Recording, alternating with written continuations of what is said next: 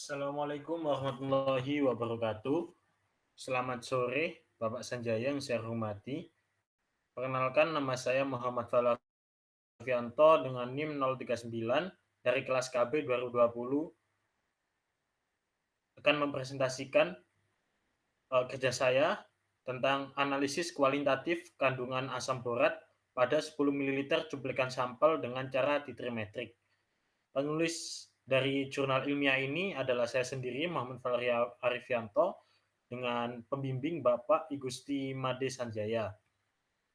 Nah, pertama, abstrak saya adalah asam borat merupakan sebuah monobasa dari asam Lewis boron lemah yang berfungsi sebagai insektisida, antiseptik, larutan penyangga pH, dan penyerap neutron. Asam borat dapat larut dalam air yang mendidih. Senyawa ini dapat terdehidrasi dan membentuk asam metaborat dengan rumus kimia HBO2 apabila dipanaskan pada suhu di atas 170 derajat Celcius. Asam borat terdapat dalam bentuk serbuk putih yang larut dalam air dan kristal yang tidak berwarna.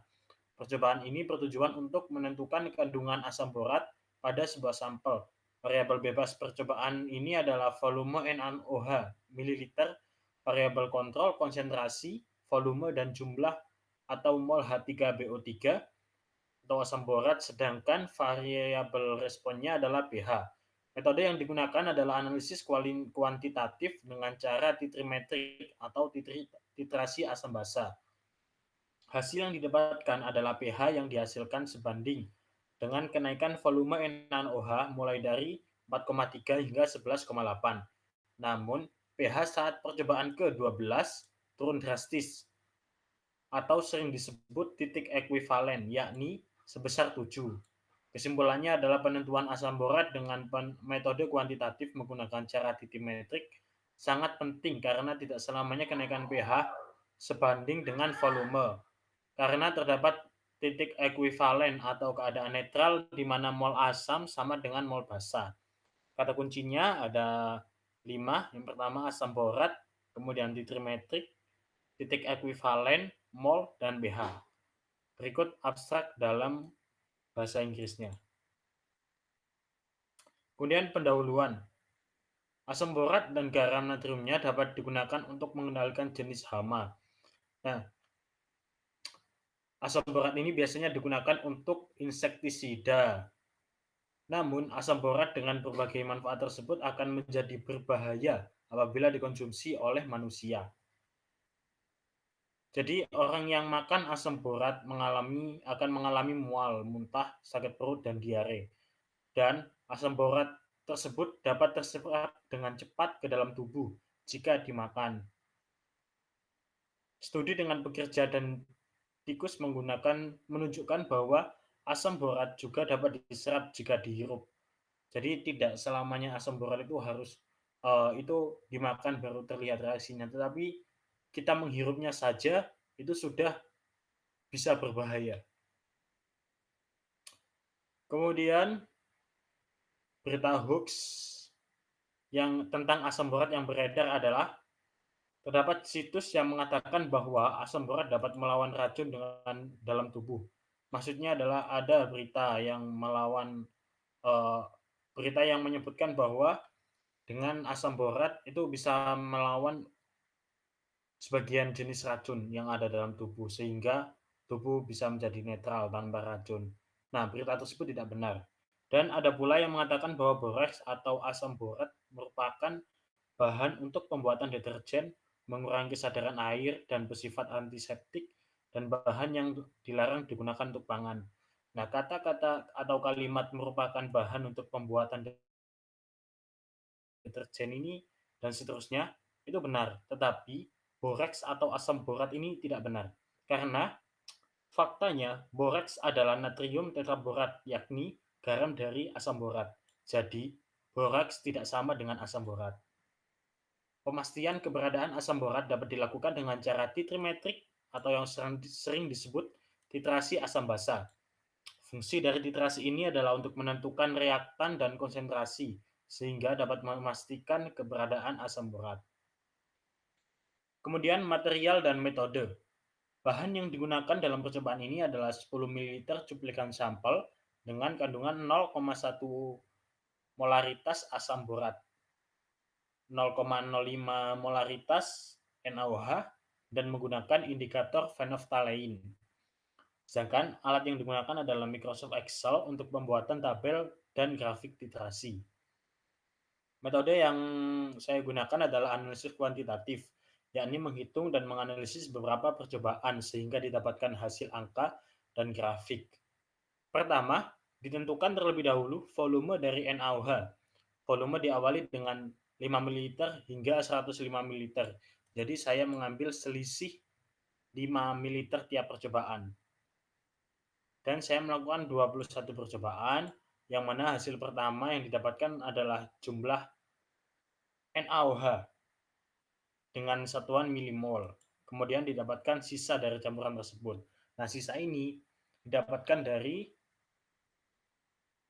mol asam borat dikurangi dengan jumlah mol NaOH. Setelah itu, kita bisa mendapatkan H+, konsentrasi H+, dan juga OH- yang selanjutnya akan digunakan untuk penentuan pH.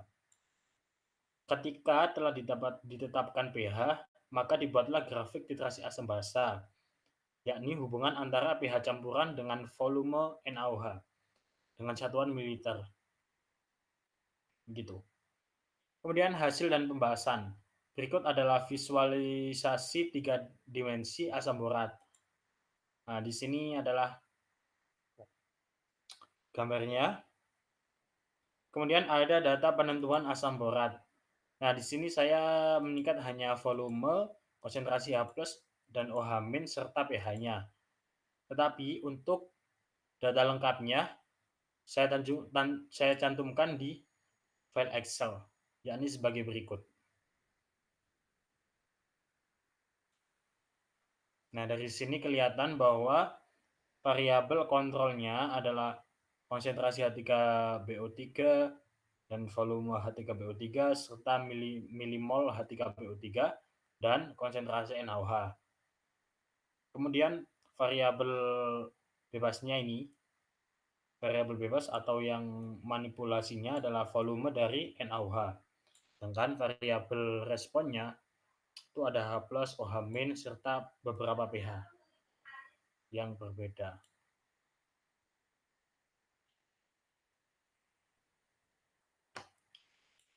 Dari data ini didapatkan grafik sebagai berikut. Dapat dilihat bahwa dari grafik ini mulai awal hingga akhir sebenarnya ini sebanding dengan kenaikan volume, tetapi ketika saat percobaan ke-12 pH-nya itu turun drastis hingga ke angka 7. Hal ini terjadi karena tidak ada sisa antara NaOH, jumlah mol NaOH dan juga jumlah mol H3PO3.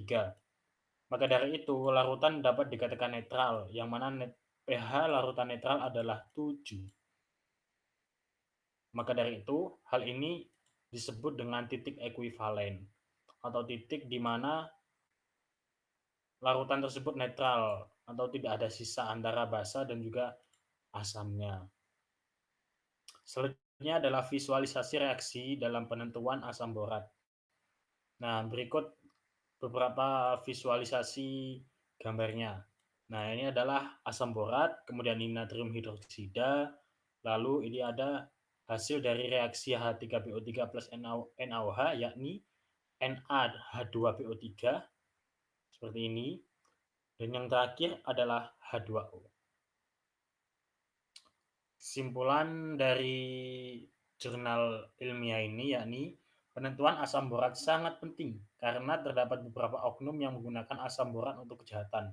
Dalam penentuan tersebut dibutuhkan metode analisis kuantitatif, yakni menghitung dan menganalisis setiap percobaan dengan volume NaOH yang berbeda hingga didapatkan hasil yang maksimal. Metode ini didukung dengan cara titrimetrik atau titrasi asam basa. Mohon maaf, ini ada tipu.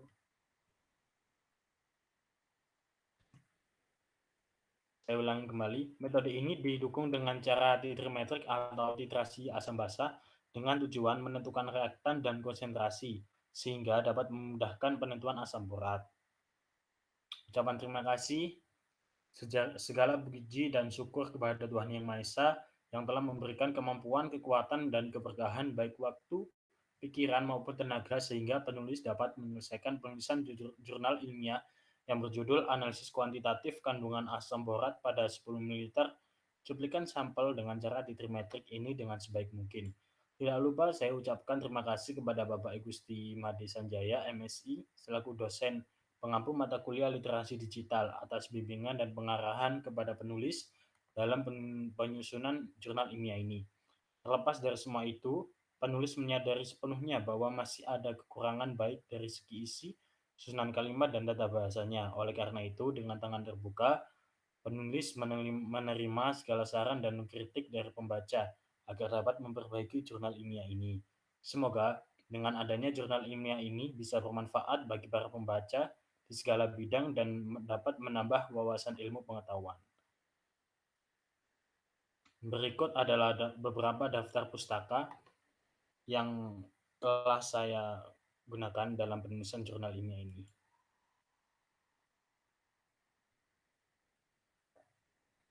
Sekian presentasi dari saya. Terima kasih. Wassalamualaikum warahmatullahi wabarakatuh. Selamat sore.